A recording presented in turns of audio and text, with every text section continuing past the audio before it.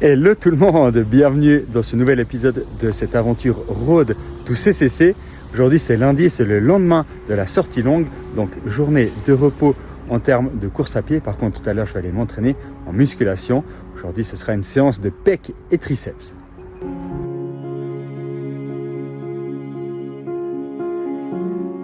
Bon ça, voilà, j'aime bien venir ici, je vous partage un petit peu ce moment-là. C'est un petit moment de calme, regardez la vue comme c'est beau. Voilà, j'aime bien venir ici me ressourcer. Et je pense que c'est important lorsque on fait beaucoup de sport, qu'on est beaucoup dans le faire. Donc je fais beaucoup de sport, je travaille beaucoup, etc. On est dans le faire. C'est bien aussi d'être dans l'être, vous savez, le yin, le yang, avoir une certaine balance. On peut l'appeler un petit peu comme on veut, mais voilà, effectivement, de se ressourcer, c'est important. Et pour moi, d'être dans des endroits comme celui-ci, regardez comme c'est beau, ça me permet de me ressourcer. Et je pense que c'est important de connaître justement ces trucs à nous. Enfin, c'est propre à chacun évidemment, mais effectivement on a chacun nos propres solutions pour se ressourcer. C'est important de les identifier, de les connaître et puis de prendre le temps justement de les vivre afin de se ressourcer. Pour moi c'est important d'avoir cet équilibre effectivement, d'avoir des moments où je fais rien. Il y a de la méditation qui peut m'aider aussi, de partir en montagne, d'avoir des endroits comme celui-ci aussi, ça m'aide beaucoup. Donc voilà, c'est un peu la balance que j'ai trouvée et qui me convient et qui est importante pour pouvoir continuer à performer et à continuer à faire tout ce que je fais au quotidien. Donc voilà, c'était ce que je voulais vous partager aujourd'hui.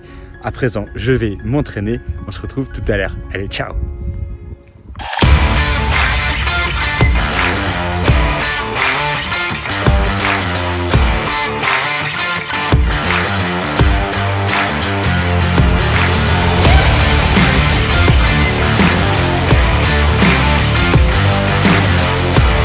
Entraînement terminé, c'était une bonne séance de pecs et triceps. J'ai commencé par du développé incliné aux haltères. J'ai réussi à passer une série avec les haltères de 45 kg, donc très content. Ensuite, j'ai fait la chest press avec une méthode d'intensification que j'apprécie particulièrement. Et puis ensuite, j'ai fait quoi? J'ai fait le fly, la machine, vous savez, butterfly. Je sais même pas comment elle s'appelle, celle que j'ai pu filmer.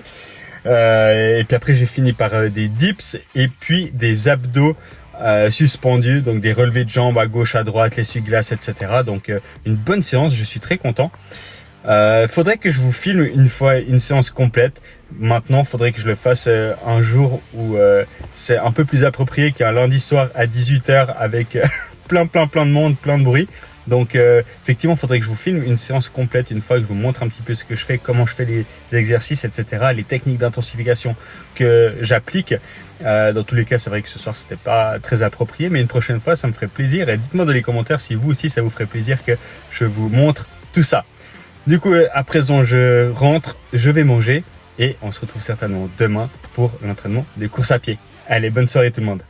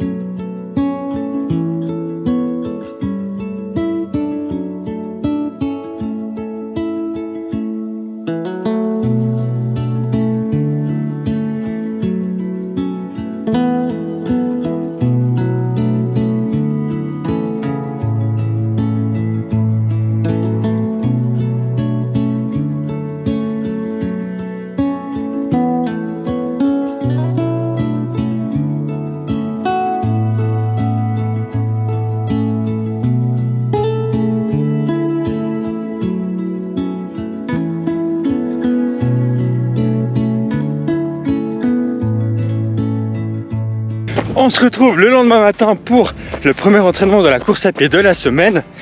Donc comme c'est une semaine de récupération, petit footing au menu du jour, 35 minutes, donc vraiment tranquille, ça fait du bien. Il fait toujours aussi beau, toujours aussi chaud, c'est juste parfait. Donc semaine de récup, on est mardi, donc le départ pour le sud de la France approche à grands pas. Je pense que je partirai vendredi midi, vendredi après-midi selon le travail que j'ai. Et puis voilà, en attendant, je vais bien manger, bien récupérer, continuer mes petits footings de la semaine.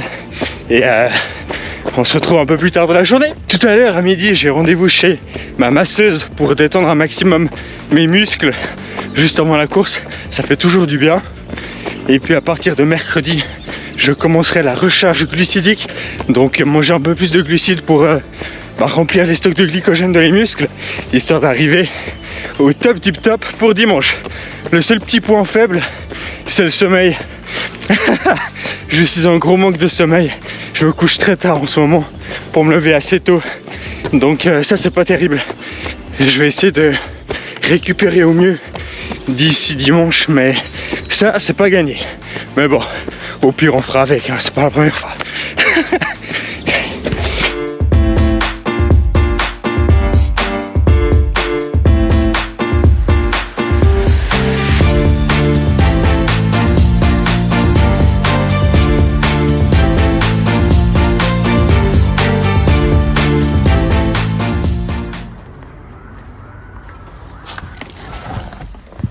Journée de travail terminée, maintenant je vais aller m'entraîner. Ce soir au programme on a musculation dos et biceps, je me réjouis.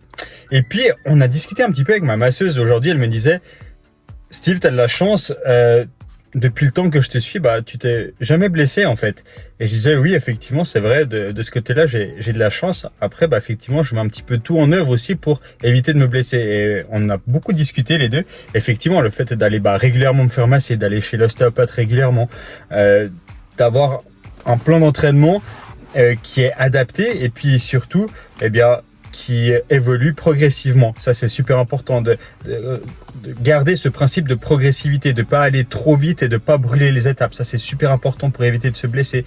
D'avoir effectivement des étirements et des assouplissements tous les matins. La vidéo que je vous ai mis tout à l'heure, je fais ça tous les matins.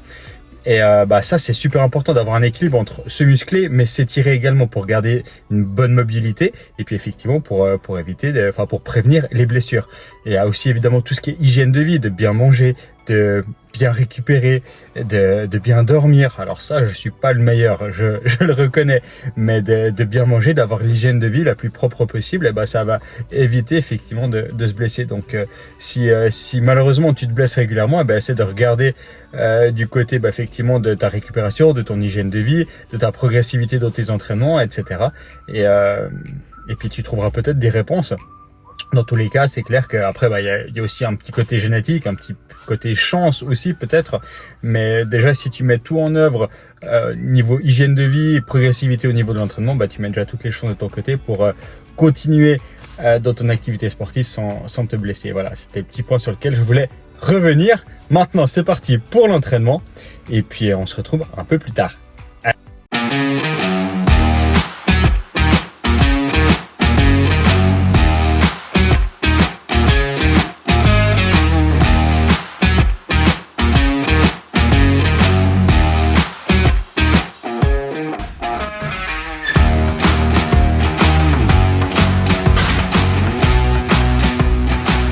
On se retrouve le lendemain à midi. J'ai reçu mon beau panier de légumes de la semaine. Je déballe ça avec vous et je vous montre ce qu'il y a dedans. Alors, voyons ensemble ce qu'il y a là-dedans. Le panier, il est énorme. Alors, pour commencer, il y a beaucoup de choux frisés.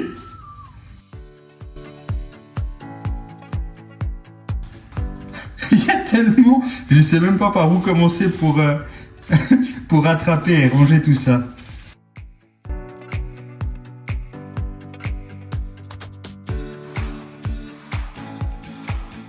Bon, c'est impressionnant, hein. Si quelqu'un veut du chou frisé, qu'il me demande, je crois que j'en ai assez. plus du chou frisé, on a 2 belles têtes de salade. Encore du chou frisé. On a également de la betterave. J'en ai combien? 2, 3. Ouais, 3 belles betteraves. On a également un bon petit paquet de carottes. J'ai l'impression qu'il y en a beaucoup plus que d'habitude. Ça fait bizarre. Et en plus de ça, je ne serai pas là pendant plus de 3 jours. Donc, j'ai 4 jours pour manger tout ça. Donc, toutes ces belles carottes. On a également des patates douces. Magnifiques. 3 belles patates douces. C'est super bon. Et facile à préparer. Donc, ça me va bien. J'ai également du jus de pomme. Alors de base, normalement, j'ai demandé que des légumes, mais il me rajoute ça en plus. Pourquoi pas? Je suis pas un grand amateur des boissons sucrées, mais un petit verre de jus de pomme de temps en temps, c'est vrai que ça passe bien. On a des navets. J'en ai 3 beaux. Et pour terminer, on a des rutabagas. Ça, c'est clairement le genre de légumes que je ne connaissais absolument pas avant de recevoir ce genre de panier avec plein de légumes variés de la région. Donc, c'est assez bon. Ça se mange cru ou cuit, il me semble. Si je décède ou que j'ai une intoxication alimentaire, je vous dirais, mais il me semble que ça se mange aussi cru. Donc voilà. Voilà le beau panier. J'en ai combien? J'en ai 4 comme ça. Voilà. Ça me fait beaucoup de légumes à manger d'ici mercredi prochain. Parfait, maintenant que tout est rangé dans le frigo, ça aussi c'était une épreuve, hein. Il fallait que tout puisse rentrer dans le frigo. Maintenant que c'est fait, je me change et on part pour l'entraînement de course à pied du jour. Aujourd'hui, on a des intervalles. Allez, à tout de suite. On se retrouve donc pour l'entraînement du jour. Au menu aujourd'hui, un fractionné plutôt tranquille puisque j'ai simplement 4 fois 3 accélérations d'1 minute. Donc ouais, plutôt tranquille avec 30 minutes d'endurance fondamentale tout autour. Donc ça va, c'est pas les gros fractionnés des semaines précédentes, mais c'est normal, on est dans une semaine de récupération et ça fait du bien. Je me sens bien, je me sens en forme à 2 jours du départ pour le sud de la France.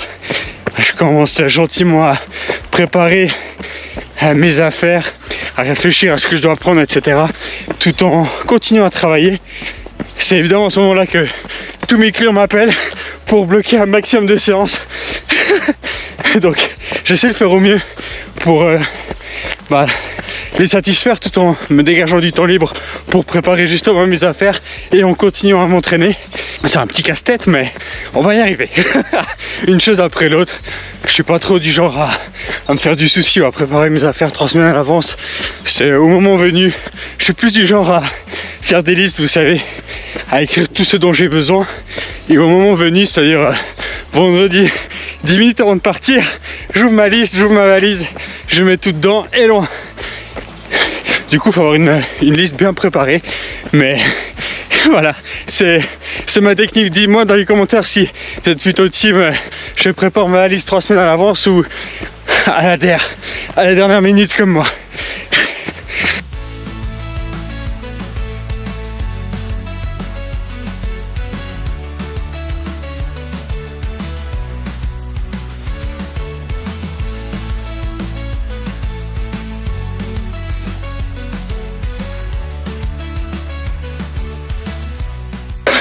Je viens de faire 2 séries d'intervalles et ça pique quand même, hein. Heureusement c'est à plat aujourd'hui, ça change des accélérations en côte, mais en fait j'ai l'impression de pouvoir aller plus vite, du coup je me donne encore plus et c'est ce qu'il faut au final, c'est certainement le but recherché, mais ouais ça je la sens passer, mais ça fait du bien. On se retrouve pour le repas du midi. Du coup, qu'est-ce qu'on a aujourd'hui? Eh ben, du chou frisé, évidemment, hein, faut le manger. Donc, une belle assiette de chou frisé avec un peu de navet dessus. Ça fait un gros volume alimentaire et pourtant, en termes de poids, il n'y a pas grand-chose, hein. J'avais, je crois, 230 grammes de chou frisé. Pour tout ça, franchement, on aurait pensé beaucoup plus. Et puis là, des pommes de terre. Un bon tas de pommes de terre. Je ne vais pas vous dire combien il y a parce que Je pense que ça ferait peur à certains. Et puis, sous les pommes de terre, cachées dessous, on a des sardines. Donc voilà, de nouveau, un repas assez simple et rapide à faire, mais c'est efficace. Il y a tout ce qu'il faut. Les pommes de terre, je les ai simplement fait revenir dans la poêle avec un peu d'ail, du sel à la truffe, qui est plutôt pas mal. Et donc voilà, je vais manger tout ça. Et puis, on se retrouve tout à l'heure.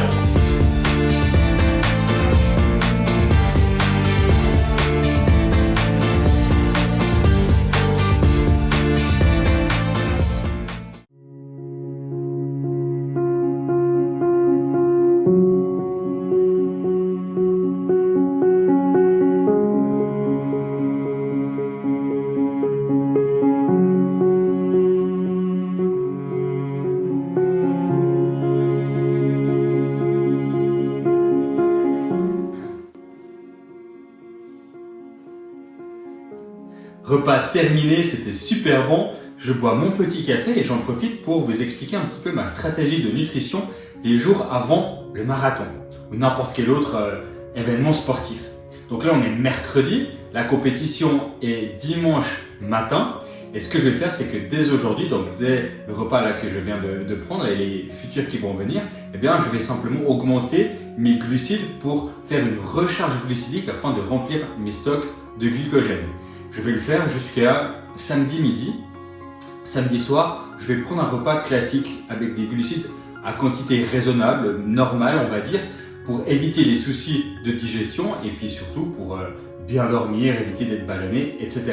Donc samedi soir, ça va être un repas vraiment tout classique, un peu de protéines, un peu de bons glucides, un petit peu de lipides mais pas trop, un petit filet d'huile d'olive par exemple, et puis là ce sera parfait. Les jours d'avant, donc non seulement je vais augmenter mes glucides parce qu'on sait qu'il faut plusieurs jours pour remplir les stocks de glycogène, c'est-à-dire que si la veille on fait une grosse pasta party comme on peut des fois l'entendre, eh bien c'est pas très utile parce que d'une part on sait qu'il faut plusieurs jours pour remplir les stocks de glycogène et puis de faire un gros repas riche en glucides la veille de la course, tout simplement vous allez mal dormir, vous allez avoir des soucis de digestion et puis ouais, ça sert pas à grand chose. Donc en termes de glucides, voilà la stratégie adoptée. Et puis en termes de légumes, là j'avais des légumes crus. Dès ce soir, je vais partir sur des légumes cuits, histoire de faciliter là aussi la digestion. Et à partir de vendredi, je vais couper les fruits et les légumes pour éviter d'avoir des fibres, trop de fibres, parce que qui dit fibre dit évidemment transit intestinal. Et le but c'est d'être tranquille à ce niveau-là. Donc pour éviter tout souci, tout problème de digestion, de transit intestinal, etc. pendant la course, eh bien effectivement, dès vendredi, je vais couper mes légumes, mes fruits, enfin je coupe en fait toutes les fibres à quelque part, histoire d'être vraiment tranquille au niveau de la digestion. Donc voilà pour la stratégie. Si vous avez d'autres questions, n'hésitez pas à les mettre en commentaire et puis je répondrai avec plaisir dans une future vidéo.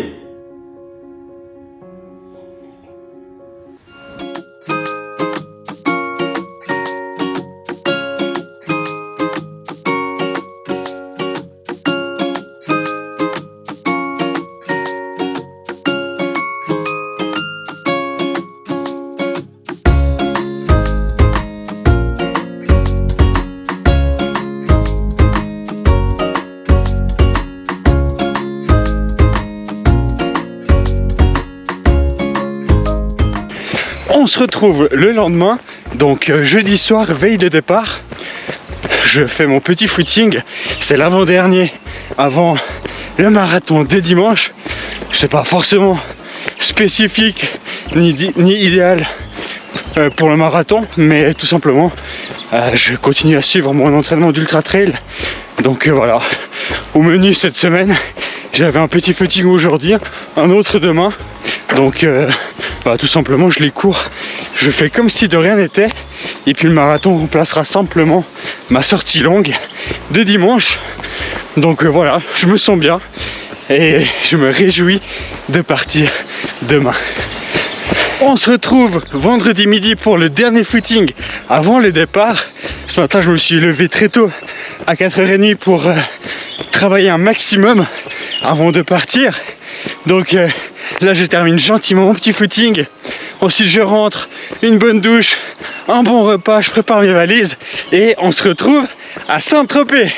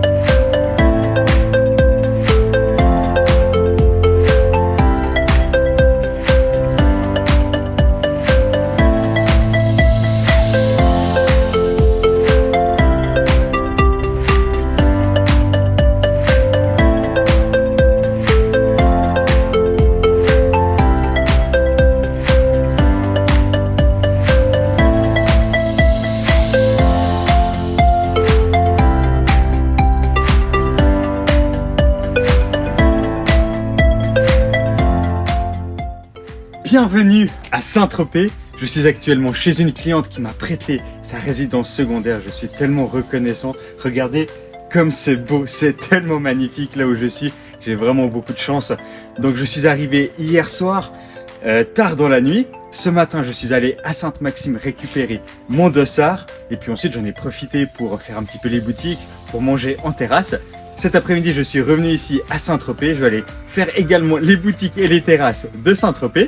Et puis ce soir, je vais aller me coucher tôt puisque le départ est à 8 h demain matin. Il va falloir se lever assez tôt pour manger suffisamment et ensuite avoir le temps de digérer et ensuite être prêt pour la course. Donc je vous filme quelques images de la région et on se retrouve demain pour la course.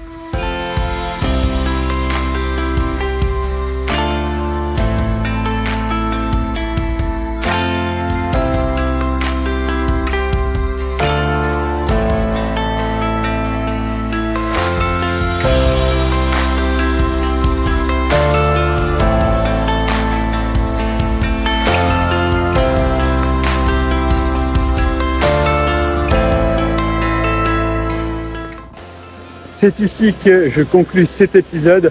Pense à t'abonner et à mettre un petit like pour me soutenir et me donner de la force pour demain. Et puis moi je te retrouve dans la prochaine vidéo pour te montrer ce marathon du golfe de Saint-Tropez. Allez, ciao!